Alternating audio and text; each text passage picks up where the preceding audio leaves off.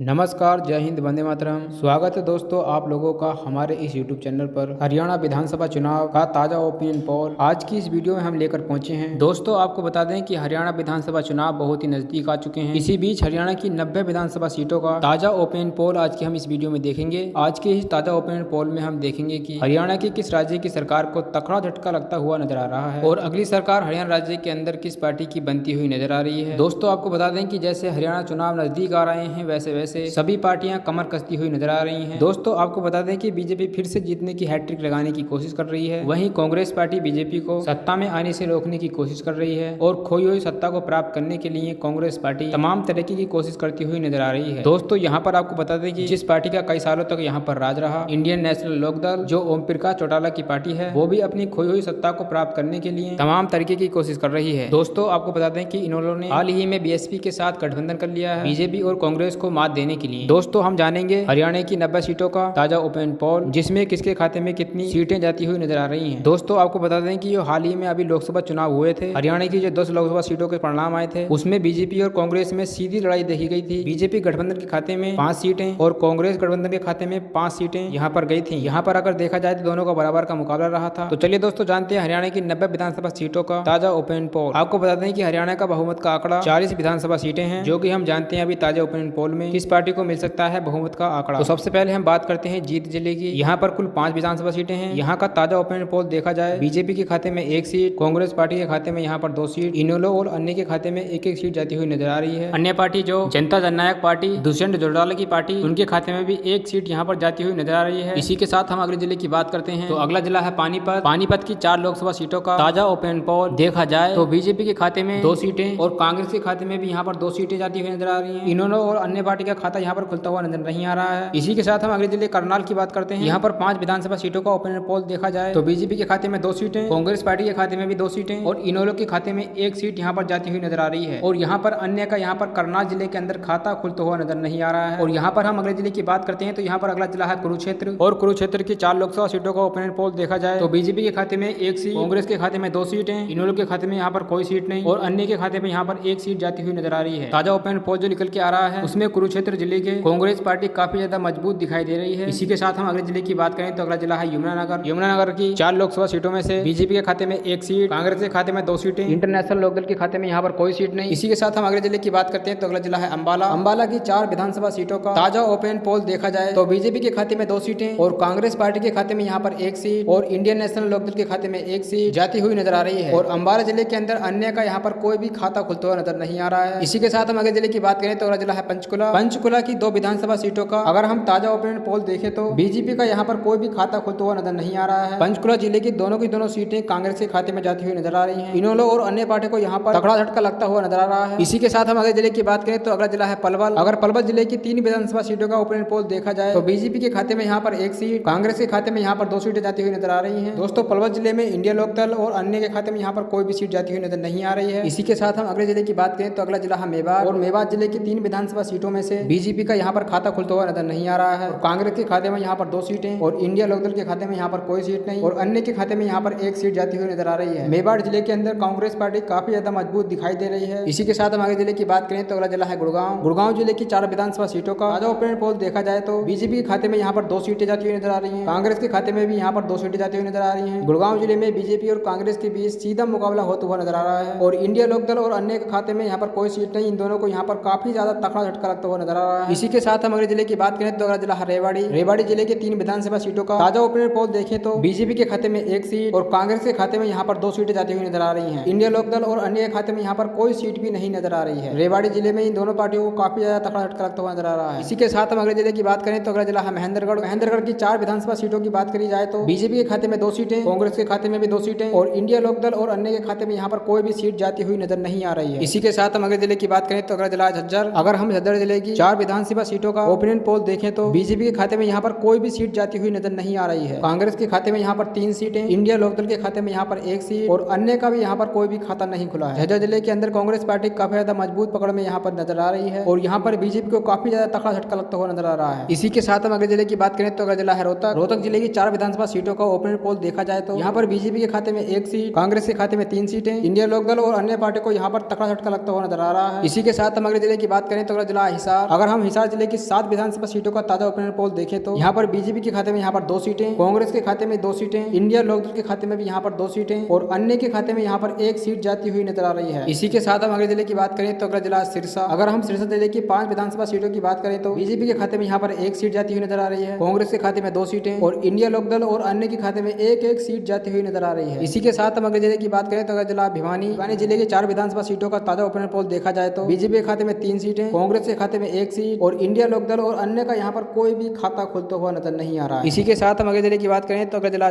दादरी की 2 विधानसभा सीटों का ताजा ओपिनियन पोल देखें तो बीजेपी का यहाँ पर कोई भी खाता खुलता हुआ नजर नहीं आ रहा है। कांग्रेस के खाते में दोनों की दोनों सीटें कांग्रेस के खाते में जाती हुई नजर आ रही है। इंडिया लोकदल और अन्य का खाता यहाँ पर भी नहीं खुला है। दोस्तों, हम हरियाणा के सभी जिलों का ताजा ओपिनियन पोल देख चुके हैं, जिसमें हरियाणा की 90 विधानसभा सीटों का जो कुल आंकड़ा निकल के आ रहा है वो आप स्क्रीन पर देख सकते हैं। उसमें बीजेपी के खाते में 25 विधानसभा सीटें हैं, कांग्रेस विधानसभा पार्टी के खाते में 54 सीटें, इंडियन नेशनल लोकदल के खाते में 10 सीटें और अन्य के खाते में यहाँ पर 1 सीट जाती हुई नजर आ रही है। दोस्तों, हरियाणा की जो 90 विधानसभा सीटों का जो ताजा ओपिनियन पोल निकल के आ रहा है उसमें बीजेपी को तगड़ा झटका लगता हुआ नजर आ रहा है। बीजेपी के हाथ से हरियाणा की सत्ता निकलती हुई नजर आ रही है और कांग्रेस के हाथों में यहाँ पर हरियाणा की सत्ता जाती हुई नजर आ रही है, क्योंकि दोस्तों मौजूदा समय में बीजेपी की सरकार है और बीजेपी के हाथ से यहाँ पर हरियाणा की सत्ता फिसलती हुई नजर आ रही है। कांग्रेस पार्टी पूर्ण बहुमत की सरकार यहाँ पर बनाती हुई नजर आ रही है। दोस्तों, हरियाणा के अंदर बीजेपी पार्टी को यहाँ पर तगड़ा झटका लगता हुआ नजर आ रहा है। अगली सरकार यहाँ पर पूर्ण बहुमत की यहाँ पर बनती हुई नजर आ रही है। दोस्तों, आप हरियाणा के किस जिले से वीडियो देख रहे हैं हमें कमेंट करके जरूर बताएं। अगर दोस्तों आपको हमारी ये वीडियो अच्छी लगी हो तो वीडियो को लाइक करके हमारे इस चैनल को सब्सक्राइब जरूर करें। फिर मिलते हैं ऐसी धमाकेदार वीडियो में, जब तक के लिए जय हिंद।